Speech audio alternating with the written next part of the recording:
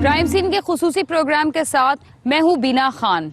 आज मैं शेखुपुरा के नवाही इलाके मुदके के इलाके में आई हूं, जहां कुछ अरसा कबल एक शख्स ने दूसरी शादी की तो उसकी बीवी रूठ के मैके आ गई और जब वो अपनी बीवी से मिलने आया तो उसको इतना तैश आया कि उसने ना सिर्फ अपनी बीवी को बहुत बहीमाना तरीके से कत्ल कर दिया बल्कि अपने बूढ़े सास ससुर को भी उसने कत्ल कर दिया और उसकी 2 बेटियां थीं, दोनों बेटियों को भी छीन के ले गया और बेटियां भी 4 साल की और 6 साल की इनकी उम्रें बताई जा रही हैं। आज हम उनकी फैमिली के पास आए हैं, उनसे बात करेंगे, उनसे ये पूछेंगे कि ये वाकया क्यों आया पेश, क्या वजूहात थी दूसरी शादी के अलावा, और ये भी पूछेंगे कि पुलिस ने अब तक क्या कार्रवाई की है।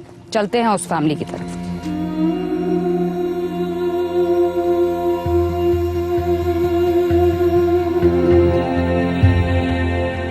शेखुपुरा के नवाई गांव जहां ये बहीमाना कत्ल हुआ 16 फरवरी 2014 को, ये जाए वकू अंदर ही है और अंदर जाके हम देखेंगे कि अभी तक मकतूला के खून के निशान भी पड़े हुए हैं। इस कमरे में अगर आप आएं और देखें तो ये खून के निशानात आपको दिखेंगे और ये टूटी हुई चूड़ियां दिखेंगी। ऊपर वो बाल्टी है जहां फायर लगे थे क्योंकि उसने ब्रस्ट पूरा मारा था। ये ऊपर निशान है फायरिंग के और इधर भी निशानात हैं फायरिंग के। कहानी कुछ यूं है कि दूसरी शादी जब मुलजिम ने कर ली तो उसकी बीवी रूठ के मैके आ गई अपने बच्चों को लेके। पहले वो मनाने के लिए आया अपनी बीवी को इस घर में, मगर वो क्योंकि ना मानी तो वो चला गया और दोबारा मुश्तइल होके आया और उसने ना सिर्फ अपनी बीवी को कत्ल कर दिया बल्कि अपने सास ससुर को भी फायरिंग करके कत्ल कर दिया।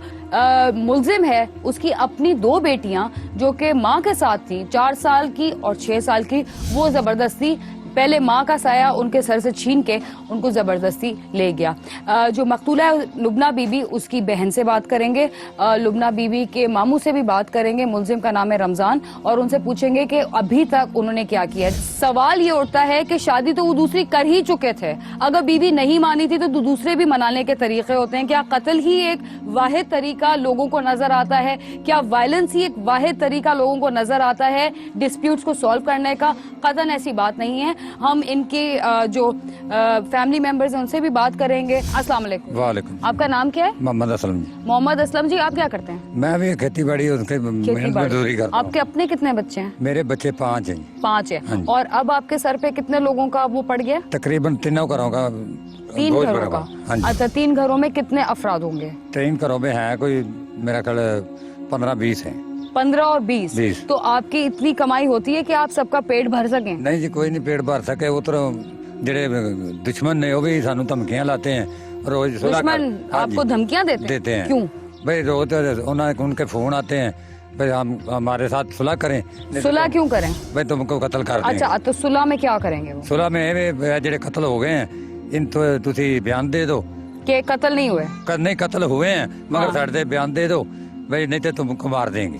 नहीं, क्या बयान दे दो? सुलह कर लें हमारे साथ भाई। तो पैसे दे रहे हैं आपको? नहीं, पैसे कोई नहीं, वो बस धमका रहे हैं आपको कि आप केस वापस ले लें। केस वापस ले लें। अब ये देखें, ये एक अजीबो गरीब एक कैफियत होती है जिनके जो घर वाले होते हैं जिनके ऊपर कयामत वैसे ही टूट गई होती है, फिर दूसरी जो पार्टी है वो उनको धमका के फोन कर करके ये कहती है कि केस वापस ले लो और नहीं तो आपको भी मार देंगे। ये जुल्म की इंतहा है। इसमें पुलिस आपके साथ कितना ताउन कर रही है? पुलिस कोई ताउन नहीं कर रही। पुलिस कर रही है बंदे लभो, असी तुहाडे रेड करने आ ना। कोई बंदे लभ रहे, चोर डकैत आदमी है। अच्छा, तो रमजान जो था वो आपकी भांजी से उसका ब्याह कितने साल पहले हुआ? तकरीबन पहले हुआ 15 साल पहले। 15 साल? अच्छा, 15 साल में कैसा था, कैसा मिजाज का है? पहले तो ठीक था। फिर क्या हुआ उसको? उस बाद उसने शादी की है। नहीं, शादी से पहले क्या हुआ उसको? कुछ भी नहीं। कोई तो क्या बीवी को मार पिटाई करता था? आपकी भांजी को करता था? चोर डकैत आदमी थी। तो आपने शादी क्यों की? शादी पहले ठीक था, उससे पहले ठीक था, उसके बाद चोर बदमाश डाकू क्यों बन गया वो? वल्लाह आलम क्यों डाकू बन गया?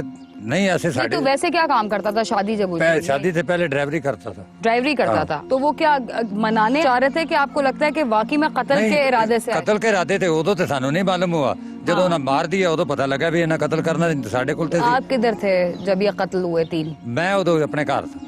तो कैसे पता, कब पता लगा आपको? मैं उसी टाइम ही आ गया। किसने बताया आपको? मैंने तो मेरी भांजिया ने बताया। तो वो उन्होंने एनी शायद है उन्होंने देखा? हाँ जी बिल्कुल। है बच्ची है और छोटी बच्ची है, बड़ी बच्ची है। अच्छा, ये मौके पे मौजूद है। अस्सलाम वालेकुम। आपका नाम? नाजिया। नाजिया बीबी, क्या हुआ था उस दिन कुछ भी नहीं होया। मेरी अम्मी शाम को घर आई है, कहाँ से?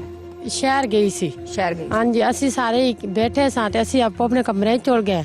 मेरा अब्बू मेरी अम्मी लैके आया ते सौ गए ने ते असी अपने कमरे ही सौ गए। सानू कोई पता नहीं किदों आए ने। असी सुते एक बार रौला सुनिया, असी भज के निकले, सानू अंदर च वाड़ता है।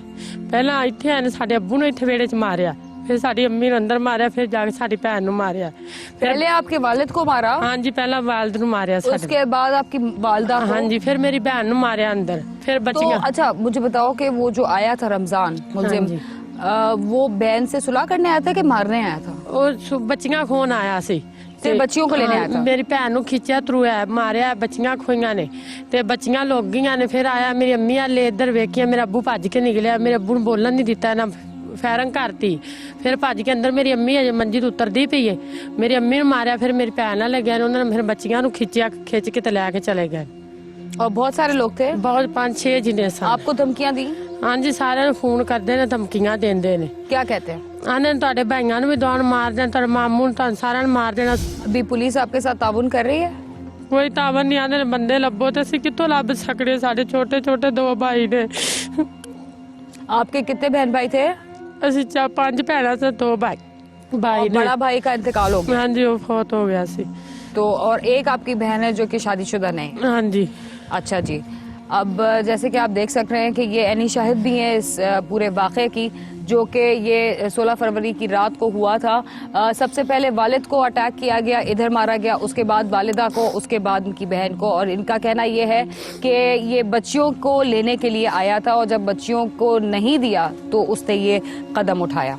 अब हम ब्रेक की तरफ बढ़ते हैं और ब्रेक के बाद जब हम आएंगे तो फैमिली के दूसरे मेंबर से भी बात करेंगे और पुलिस का भी मौक़िफ़ जानने की कोशिश करेंगे, क्योंकि ये एक अजीब बात है कि जो कंप्लेनेंट पार्टी है वो क्यों मुल्जिमान को खुद तलाश करके लाए। वो तो पुलिस का काम होता है, पुलिस बैठी किस लिए है। तो ये इन मुहर्रिकात पे भी हम गौर करेंगे। ब्रेक के बाद आने के बाद आप समा के साथ ही रहिए।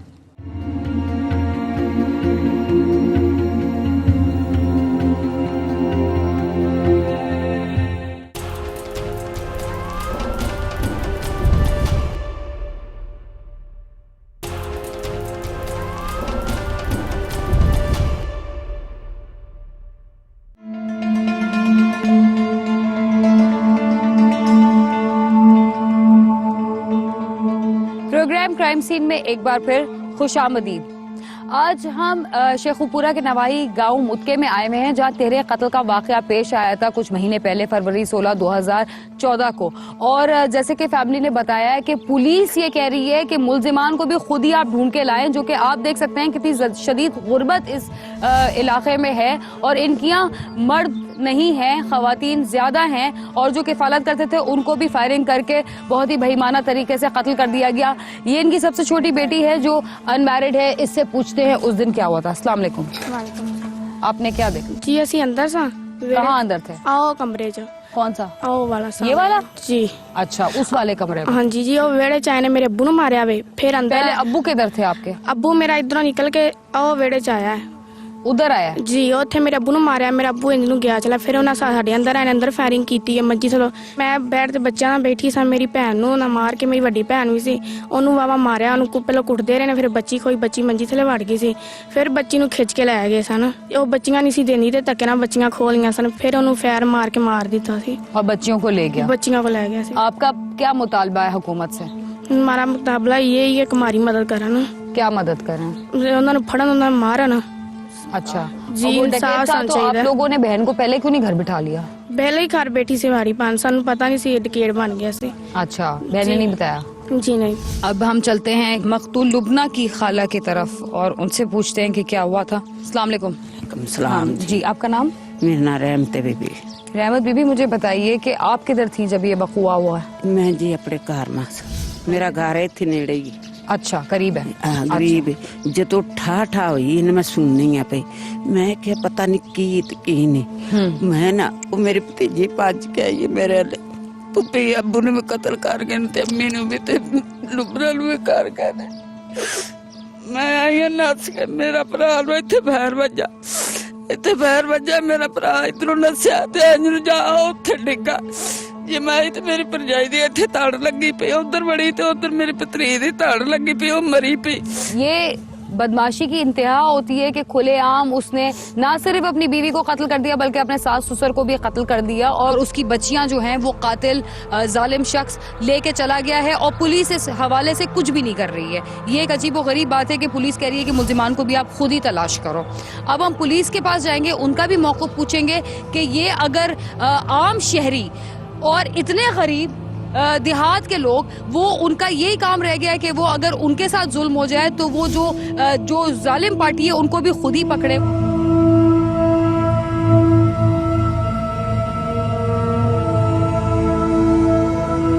16 फरवरी 2014 को जो तेरे कत्ल का लर्ज़ाखेज़ वाक़या शेखुपुरा के नवाही गांव मुतके में पेश आया, उस हवाले से हम शेखुपुरा के डिस्ट्रिक्ट पुलिस ऑफिसर के हेडक्वार्टर्स पे आए हैं और हम पूछेंगे कि पुलिस ने अभी तक क्या तफ्तीश की है और मुल्जिमान को कब तक पकड़ा जाएगा। आइए।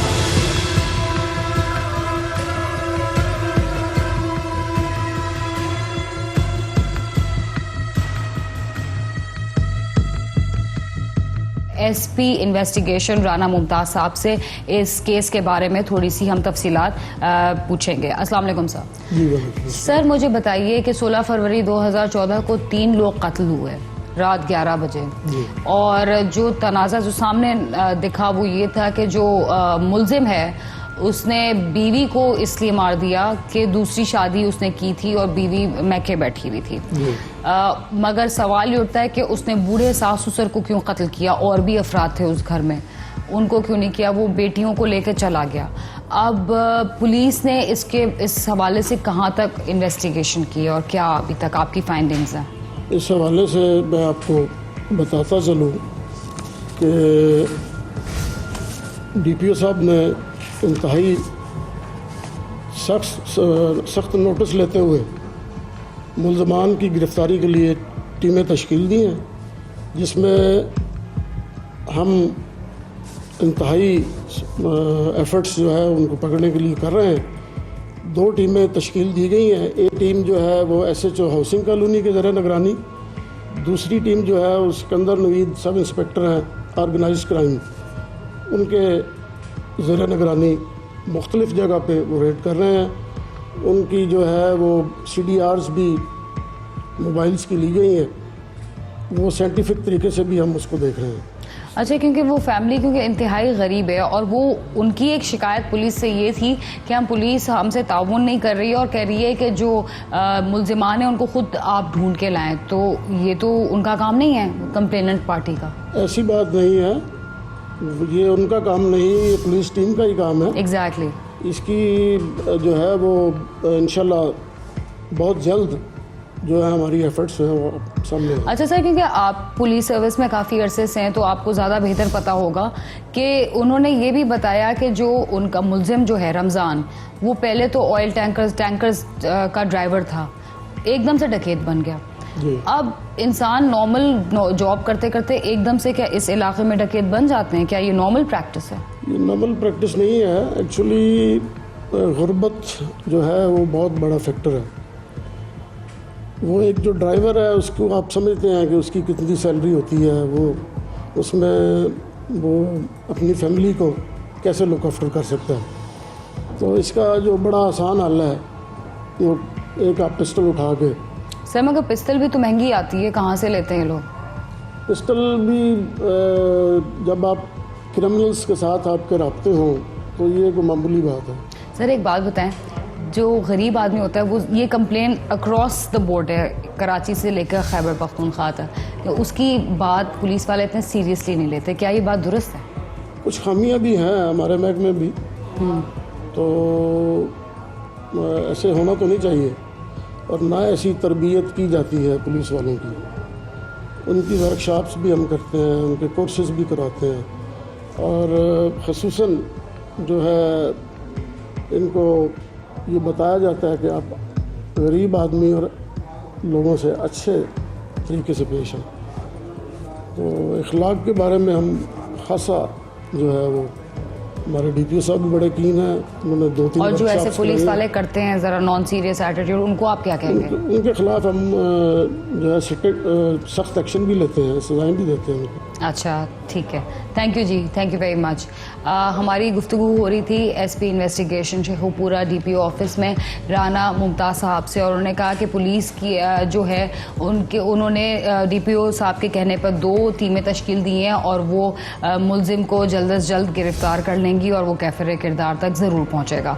सवाल ये इधर है कि जब मुलजिम गिरफ्तार हो जाएगा उन बच्चियों का क्या होगा जिनके सर पे माँ का साया ना रहा, नानी का साया ना रहा, नाना का साया ना रहा, अब वो किसके सहारे बड़ी होंगी, और हैं भी लड़कियां। तो ये एक सवाल है, जब जराइम होते हैं तो ये लोग सोचते नहीं है कि आगे उनकी जो औलादें वो कितनी तबाह और बर्बाद हो सकती हैं।